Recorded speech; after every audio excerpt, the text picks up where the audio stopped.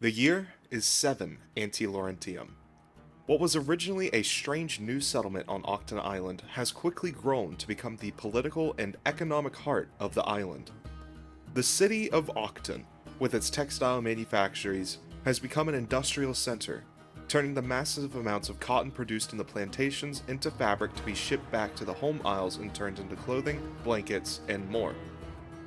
Though making the home isles rich, these manufactured products have to be shipped back to the colonies, artificially raising their prices, instead of being made in situ by the colonists themselves. Back in Frostock, King Edward the Magnanimous is overjoyed to hear about the success Auckton is having. Thousands of immigrants flock to the shores of the colonies to escape persecutions and poor living conditions in the crowded walled cities of Frostock. Just as well, thinks King Edward. In the end, they still enrich the crown. While the colonies boom in population, King Edward still rules over an insular and isolated kingdom in the Home Isles. Dragons still plague his newly renovated cities, burning down his creations almost as fast as he can build them. However, news reaches his shores about a turn in fortune. Edward takes the message from one of his courtiers and reads it over not once, not twice, but 3 times. Someone has killed an elder dragon. But that's neither here nor there for Auckton.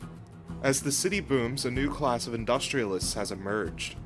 As the value of land around the city balloons, some plantation owners sell off their land to eager property developers and reinvest into those new industries, becoming a part of the new class of early industrialists.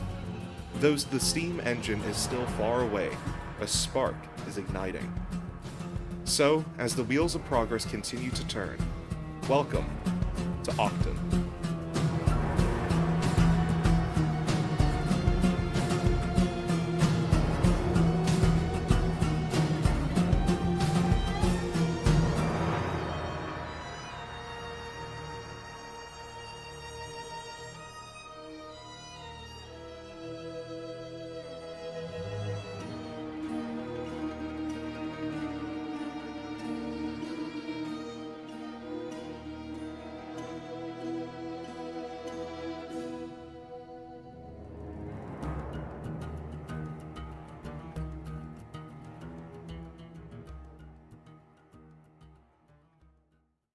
Heyo everyone, welcome back to Auckton. We are here in episode 7. Today's episode is going to be one of a lot of different smaller projects. We're mainly focused on the expansion of Auckton City itself, as it comes along that main road that leads into the settlement of Fort Auckton. Um, the cities were always meant to be a singular settlement, if that makes sense. Um, the entire reason for those that are tuning in this episode that Fort Auckton is distinct from the city of Auckton is because of the rapid settlement of the area around Fort Auckton and the inability of the Colonial Settlement Corporation to buy up enough property in order to found their planned city right by the fort. So, as the city of Auckton becomes richer, its colonial government becomes more flush with cash.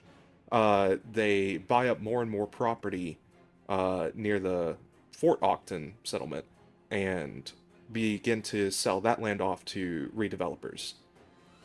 This means that, like, land prices on the road to Fort Auckton are increasingly, like, ballooning in price.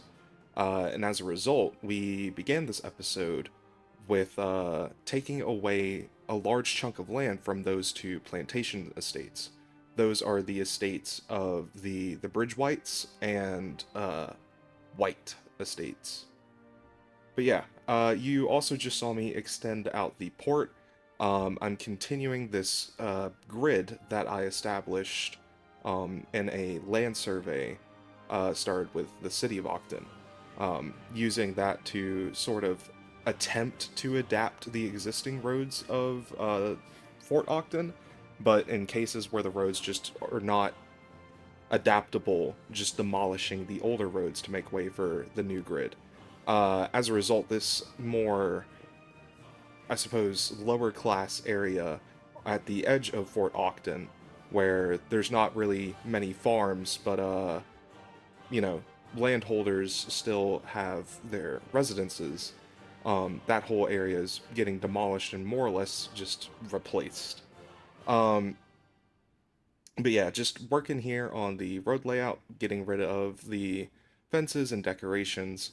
You can see there the large blue roof estate. That is the future site of where I will build the I believe it is the white estate off the top of my head. I usually record these scripts, or excuse me, I usually record these episodes without a script. Occasionally I'll add one, but yeah, this is all pretty much recorded like as I'm watching the video back with you. But yeah, so just going in here now, I'm kind of working the houses back into the new grid.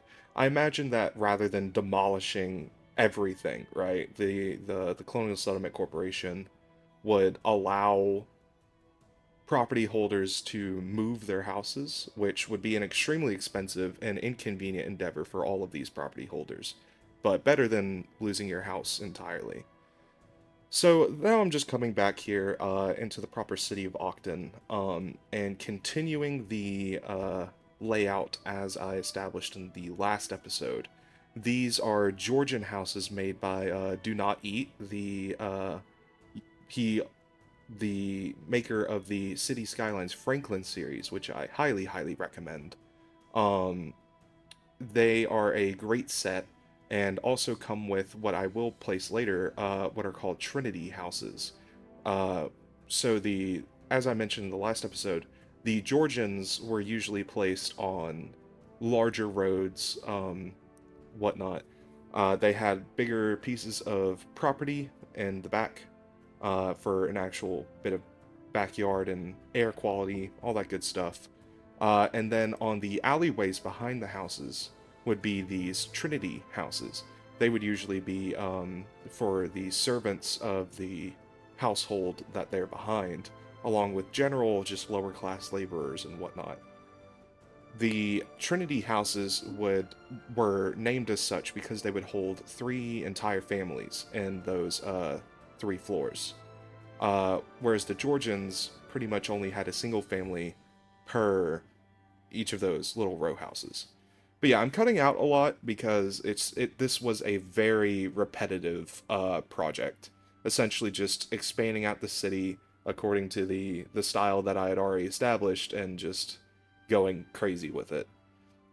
Here you see me putting out these retaining walls just to be able to combat the difference in terrain between the majority of the city and the port.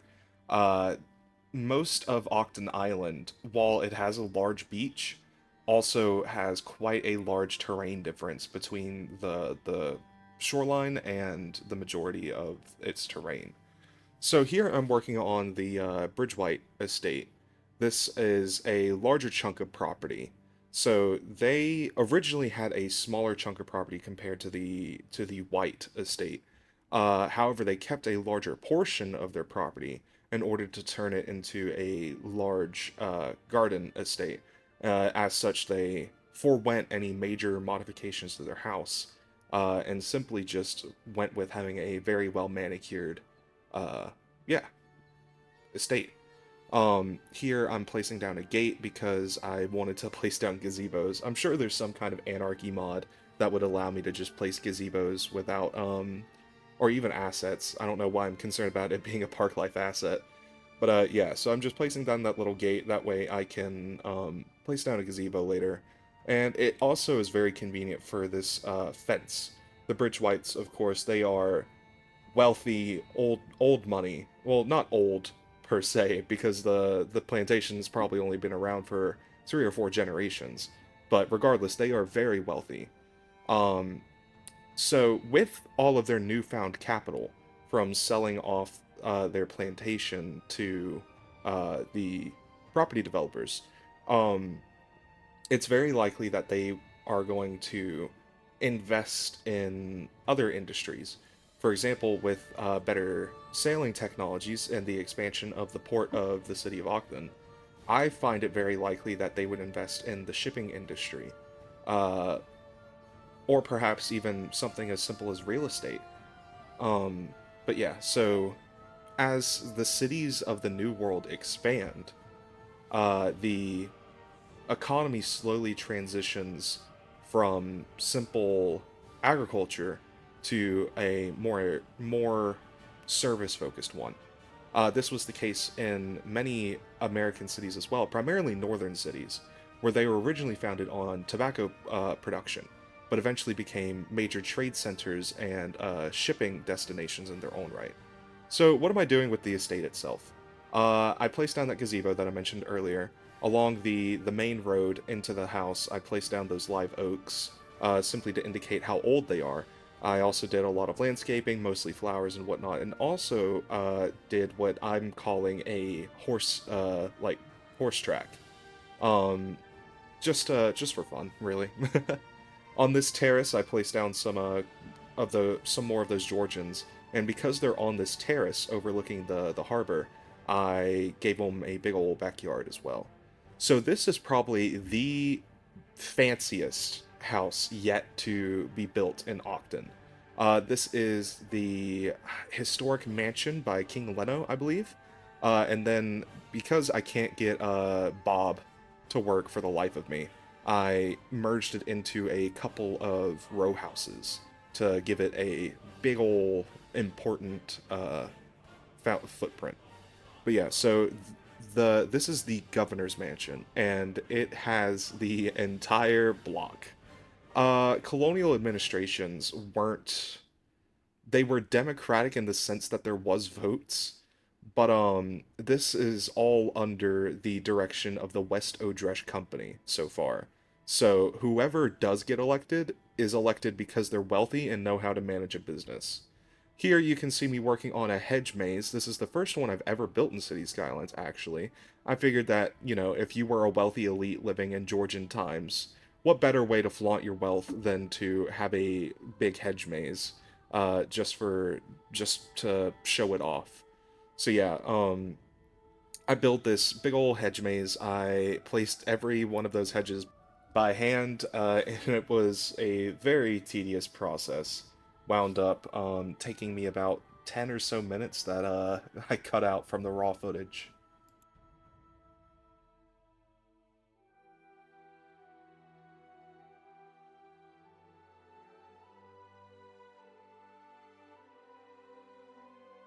So after I placed down all of these bushes, I came back over and added all of this stone tile, just again to give it a very kind of fancy, important look.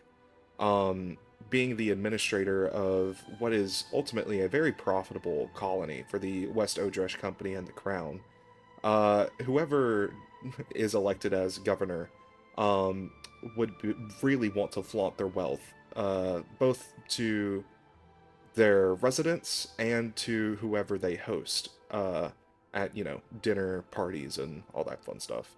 So I go through here, I add a little bit more texture and begin adding paths around the estate, just like with the Bridgewhite estate. Uh, Earlier, I tried to do surface painter to paint out the paths before I decided to just do normal paths. Once again, I add a park life gate to mark out both the yeah, that's the white estate down there. Um, but yeah, I use Park Life District to name the area and also allow it to function as like a park. So you will see visitors come over. We'll just say that the governor must be, hosting a dinner party. Once again, I come through with these red and white flowers. I imagine that these are either imported flowers from Frostock or notable native flowers that the colonists have come to enjoy. So planting them in very large clusters just around the place. Occasionally, I leave out the red flower or yellow flowers from the red, just trying to mix things up a bit. Then I go through with these live oaks once again. As somebody from Louisiana, I can tell you that any person who's rich has these all over the place. Um, but yeah, so just putting them in a nice orderly pattern on the outside, and then on the interior of the property, just kind of placing them around the place wherever the property owner might want shade. Then I go through here on their back patio and place down these fancy little podium planters. I believe this is a vanilla asset, and I have to be honest, it doesn't look great, but I do feel that it's a nice bit of detail. I also place a few in the interior of the hedge maze as well, just to, make it look a little more fancy, along with a little fountain.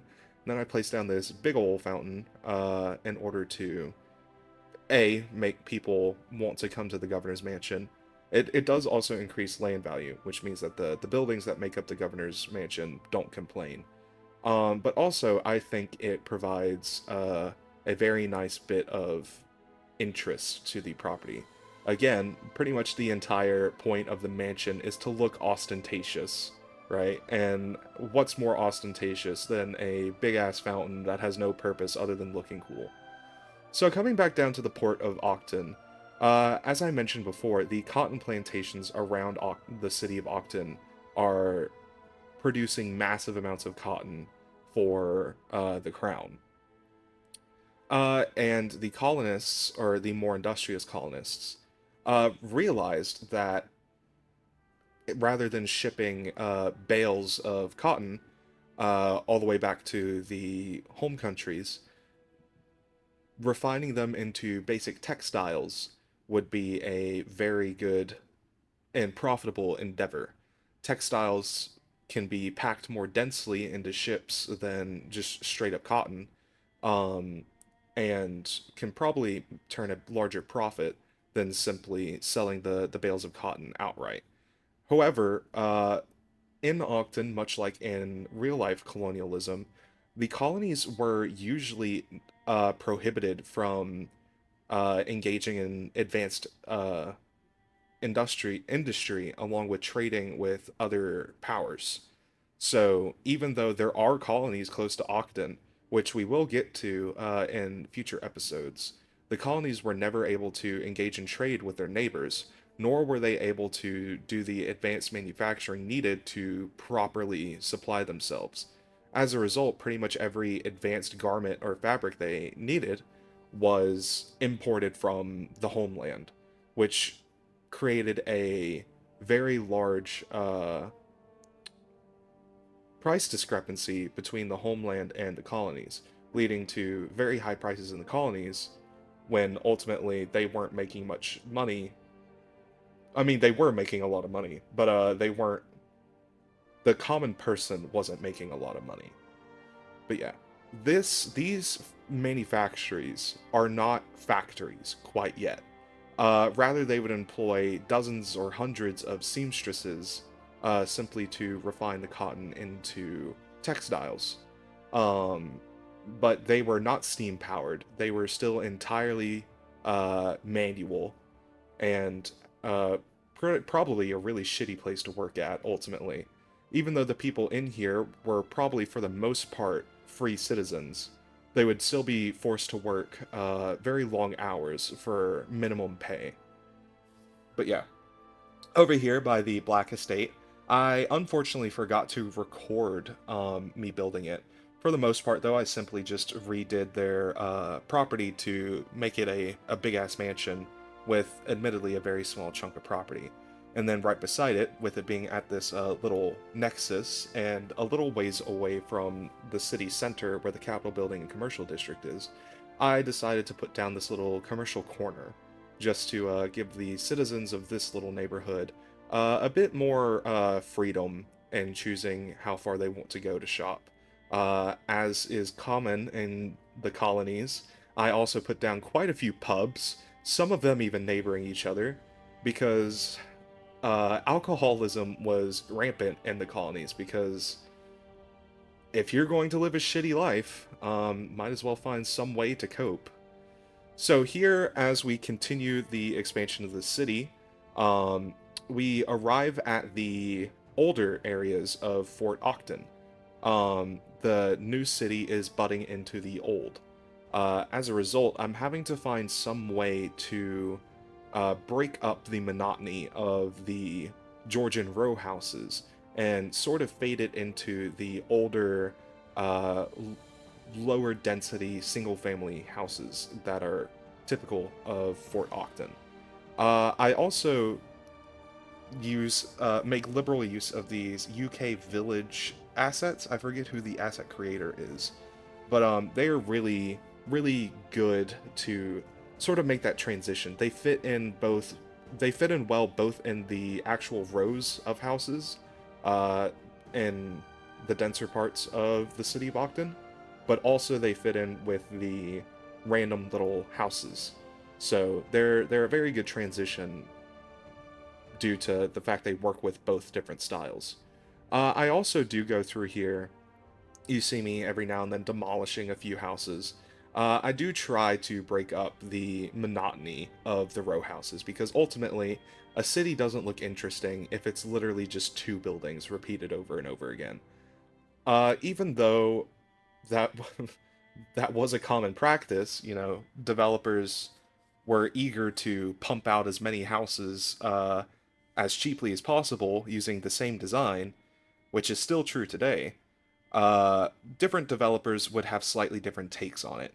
So even though we largely have these Georgian row houses, I do my best to break it up and provide a little bit of interest. It took me a long time to figure out how exactly to do the transition into the older Fort Ogden. Um, I wasn't sure how to do it for a very long time. As a matter of fact, this chunk of video you're watching now is actually relatively close to the end of the raw footage that I recorded. I simply just skipped around a little bit. Um, but I do feel that I reached a decent balance at the end. It's not perfect. I definitely don't like how it seems like the row house is just sort of like there's just a monolithic wall of row houses that just ends suddenly. But I do feel that it looks all right. I try to fade out the density even as the row houses fade. There are a lot of these single family homes that take their place, uh, and then that eventually fades into larger properties. But yeah, just going in here, adding a few alleyways. I imagine these areas probably wouldn't be great to live in. I mean, I don't think really any area of the city of Auckton is yet great to live in. Um, but yeah, just really trying to up the density in this area as we fade out. Here, like I mentioned, you can see me just doing another pass through the city of Auckton, trying to break up the monotony.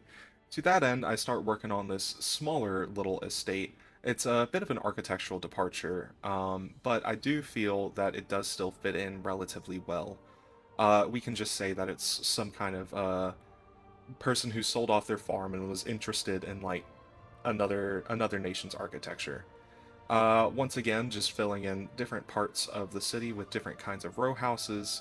But yeah, for the most part, I suppose like I said, a lot of this work was very monotonous, very tedious. But I do feel that it comes together very well in the end. Let's talk a little bit about the world of Octon at large. So, as I mentioned in the intro, Octon does not exist in a vacuum. It is actively affecting the world around it. The riches made by the cotton production or the cotton plantations are a massive boon for the crown. As I've mentioned before, Octon exists in a semi fantasy world. So, the original setting of Octon was a D&D campaign that I dungeon mastered for, and the world of that campaign got away from me. I really enjoyed making it, so I use it a lot for the little fictional settings. So the world of Laurenthia, which is where Octon resides, um, it is a world that does have magic, does have dragons, but does have very specific rules on how that all works. So, uh, as time progresses, we will see how the more fantasy elements begin to affect more and more of the story. because an elder dragon in this world has never been killed before, and someone up and did it somehow. And especially as, Renaissance technology has developed and the Enlightenment has begun to occur, um, we will see, I suppose, technology supplant magic, which is already fading, or already has faded a good deal from this world. Way before even episode 1 of Auckton, only the most powerful, like, mages were able to control magic at a great extent. Uh, and now, most people who train their whole lives for it would barely be able to be proficient enough in the arcane to use it in any sort of combat ability. So, this time period currently that we see Octon in is at the tail end of what can be considered useful magic. I'm definitely very excited to explore like how magic has changed this world because its effects aren't immediately clear. Uh, Especially because like in a generic fantasy world, for the most part magic is only used by the rich for the rich. And that's the same for Octon. But I'm very excited to explore what the end of magic means for society at large. But yeah, so as I believe I'm finishing up working on. Nope, I forgot there's another block. um, you can see there I placed down a whole bunch of buildings just to act as like a. I don't have to keep searching through find it in order to find more houses. Uh, that way I can vary my palette, I suppose, rather than relying on just copy pasting more row houses. Um, But yeah, this is the final block, I believe. Something I didn't mention is the city of Auckton is encroaching a lot on the old battleground from the Alinthi Bush War. I believe that was in episode 4 now. It's been some time since that's occurred. Uh, that occurred at the very beginning of King Edward's reign.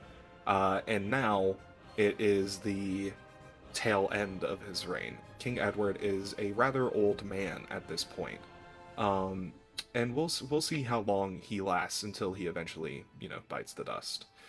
After this massive expansion, I wanted to add a little more detail across the whole city. So as I've done so many times before, I begin to add these fences all over the place just to demarcate property and just add that little touch of detail. I've found that when detailing with fences, you don't have to be like super duper accurate with fences. You don't have to demarcate every property line. Just having them around in general provides a lot. Um, Especially when it comes to those like zoomed in views because a tree and some dirt on the ground doesn't quite do enough to attract your eye, or at least keep you from getting bored when you're looking at something. These fences just provide that little bit of detail that goes a long way in finishing up a city.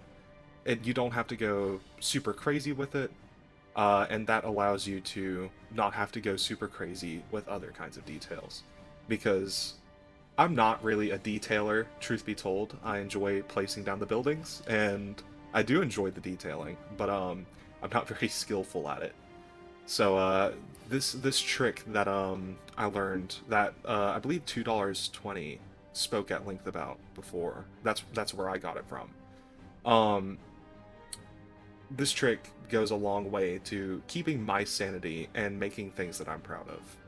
So, in a previous episode, I'm only going to touch on this briefly, but in a previous episode, somebody mentioned how many horses there are. There are so many goddamn horses in Auckton, and that's because they use the motorcycle template, which means only one person can use a horse at a time, per the rules of the game. So you saw me earlier. There was like a group of 3 houses. You can see it there on the top left of the screen now as I start filling in this dirt. I'm saying that is canonically a horse breeding property. I imagine like the different little outbuildings and whatnot are different stables, and all that good stuff. So there is now a canon reason as to why horses exist everywhere. Um, so you saw me place down a bunch of trees all over the place. I'm doing the same now with the dirt decals because again, dirt really goes a long way to bringing a bit more life into an area. Makes it look lived in. Having those a city is not perfect, even modern cities. So having those scuff marks around the place, on pavement, on grass, what have you, it brings a city to life, in my opinion. But yeah, I am aggressively employing these dirt decals around the place because having a pristine bit of grass by a busy road is just not realistic. As I say that, I realize that there are pristine pieces of grass pretty much everywhere, but you know, say la vie. But yeah, I believe we are coming up on the end of the episode. If you enjoyed watching, please don't hesitate to give me some feedback. I have a Patreon. If you're interested in that, there you can help decide where the city will go next. And yeah, you'll have access to an archive of all of my raw footage so you can see what I've been cutting out. Um, but yeah, like and subscribe, do all the YouTube things, I guess. I only this is the first time I've ever done anything with YouTube, so believe me, I'm an amateur through and through. But alrighty, have a good one.